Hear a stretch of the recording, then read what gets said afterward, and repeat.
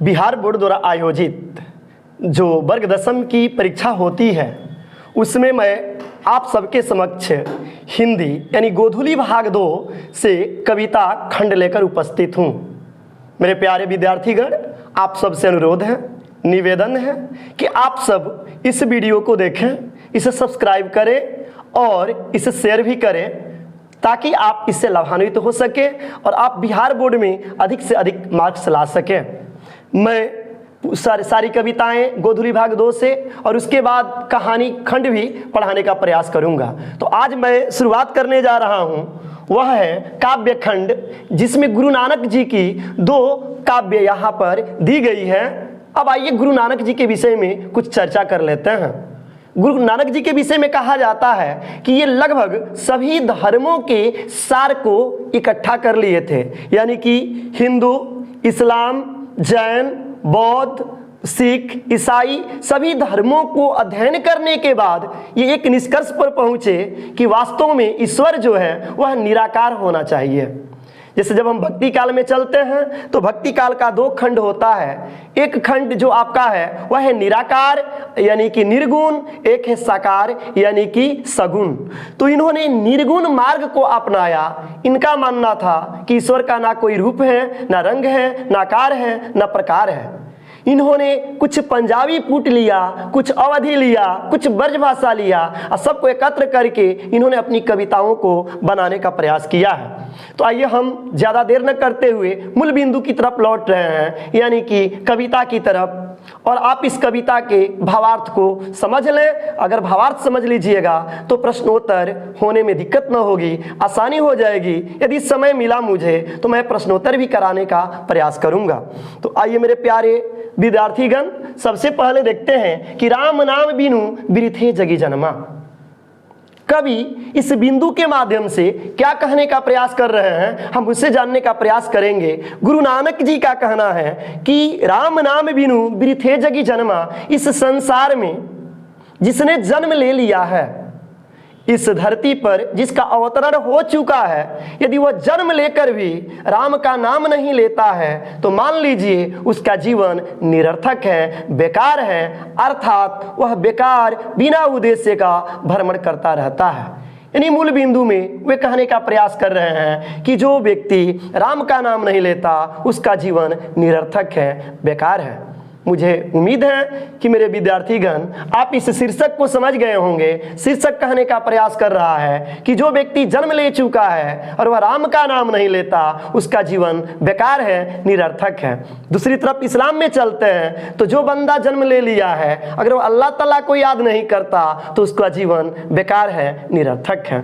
इसके बाद कवि का कहना है, बीखू खावे बीखू बोले बीनु नामे नि फलू मटी भ्रमना। वैसे इंसान जो राम का नाम नहीं लेता है वह यदि भोजन भी करता है तो वह जहर के समान हो जाता है और उसकी वाणी में सरसता नहीं होती, अमृत नहीं होता, उसके वाणी में जहर होता है। यानी राम का नाम न लेने वाला व्यक्ति जहर की तरह भोजन करता है और जहरीला वाणी भी बोलता है, उसकी वाणी में कहीं मधुरता दिखाई नहीं देती।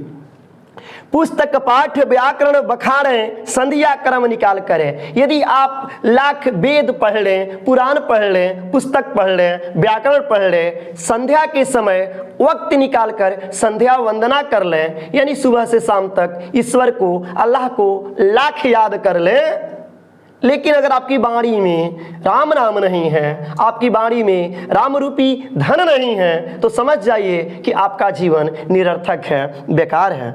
आगे हमारे कवि गुरु नानक जी का कहना है कि बीनु गुरु शब्द मुक्ति कहा प्राणी, राम नाम बिनु अरुझि मरे। गुरु ही वह माध्यम है जो हमें बताने का प्रयास करते हैं कि यहाँ कौन क्या है। गुरु के विषय में कहा गया है कि गुरु गोविंद दो खड़े काके लागू पाए, अब बलिहारी गुरु आपनो जिन गोविंद दियो बताए। तो इस कविता में गुरु नानक जी कहते हैं कि जब तक गुरु की हमें गुरु द्वारा ज्ञान की प्राप्ति नहीं होती है तब तक हम ये नहीं समझ पाते हैं कि हमें क्या करना चाहिए।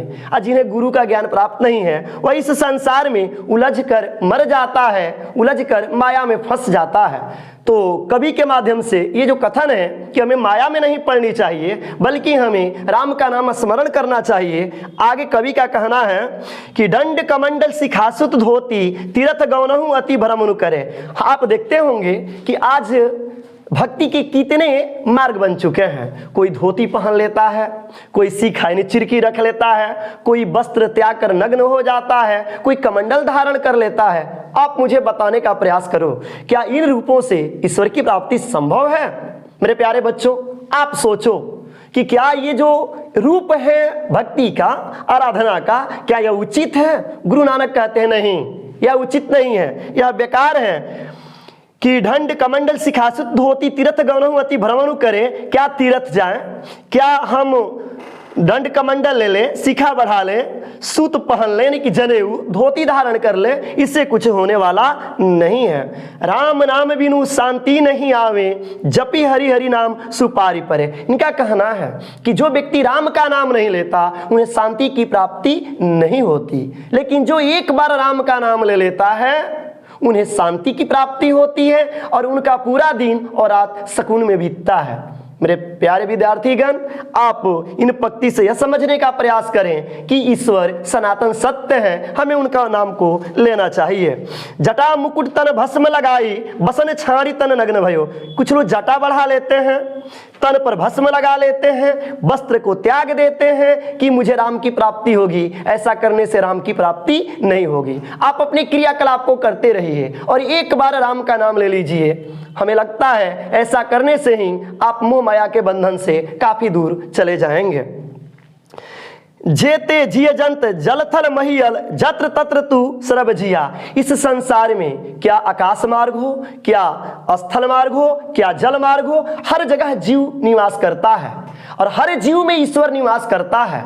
कहा गया है कि जो हमारी धड़कन है, जो सांसें हैं, वही तो ईश्वर है, अर्थात ईश्वर का निवास स्थान सर्वत्र है। कहा भी गया है कि ईश्वर हर जगह है, केवल देखने के लिए हमें उस निगाह की जरूरत है जो ईश्वर को देख सके और समझ सके। तो जहां तक मेरी अपनी अवधारणा है, ईश्वर को तो देखा नहीं जा सकता किंतु अनुभूति किया जा सकता है, उनको अंदर ही अंदर अनुभव किया जा सकता है। आगे कविता में गुरु नानक जी कह रहे हैं, गुरु प्रसादी राखिले जन को हरि रस नानक झोली पिया। इनका कहना है कि मेरे झोली में राम नाम का रस है, यानी कि हरि का रस है, अमृत रस है जो राम नाम का है। इसको जो पी लेगा वह इस भवसागर से पार उतर जाएगा। कुल मिलाकर राम नाम बिनु बिरथे जगी जन्मा में गुरु नानक जी बताने का प्रयास करते हैं कि भक्ति के बहुतेरे रूप देखने को मिलते हैं, इन रूप से कुछ होने वाला नहीं है। हमें क्या तीर्थ स्थान, क्या दंड कमंडल, इससे कुछ होने वाला नहीं है। यदि हम अपने कार्य को करते हुए, अपने मार्ग पर चलते हुए राम का नाम ले लें तो मुझे उम्मीद है वाणी भी सरस हो जाएगी और जीवन भी सार्थक हो जाएगा और हम इंसान कहलाने योग्य हो जाएंगे। अब इनकी जो नीचे वाली पंक्तियां हैं, जो नर दुख में दुख नहीं माने, इनमें इनका कहना है कि जो व्यक्ति दुख को दुख नहीं समझता है, यानी वह इंसान जो दुख को दुख नहीं समझता है, वह इंसान ही वास्तव में जन कल्याण के लिए आगे बढ़ता है। तो ये कह रहे हैं कि जो नर दुख में दुख नहीं माने, जो व्यक्ति दुख को दुख नहीं मानता है, दुख को त्याग देता है, अर्थात दुख को भी सुख में बदल देता है। सुख स्नेह अरु भय नहीं जाके कंचन माटी जाने। कह रहा है कि जो सुख में, प्रेम में, भय में, सब में एक जगह रहता है, अर्थात वह क्या सुख हो, क्या दुख हो, क्या प्रेम हो, क्या घृणा हो, क्या माटी हो, क्या सोना हो, सबको एक बराबर देखता है, समरस भावना से देखता है। उसी व्यक्ति का जीवन सार्थक कहलाता है, वह सार्थक होता है। नहीं निंदा नहीं स्तुति जाके लोभ मोह अभिमाना। आप देखते होंगे कुछ लोग ऐसे भी हैं जिनकी बड़ाई कर दो तो खुश हो जाते हैं और उनकी शिकायत कर दो तो आप पर आग बबूला हो जाते हैं। ऐसे व्यक्ति वास्तव में संसार में एक बोझ है। जो व्यक्ति क्या सुख, क्या दुख, क्या निंदा, क्या स्तुति, यानी क्या प्रशंसा, सब में एक समान होते हैं, वही व्यक्ति अपने मंजिल को प्राप्त कर पाता है। हर्ष शोक तय रहे निहारो ना ही मान अपमाना। जिसे क्या हर्ष माने खुशी, क्या गम, क्या मान माने सम्मान, इज्जत, क्या अपमान, इनमें से किसी का ख्याल नहीं होता, वह व्यक्ति अपने मंजिल को एक न एक दिन प्राप्त कर ही लेता है।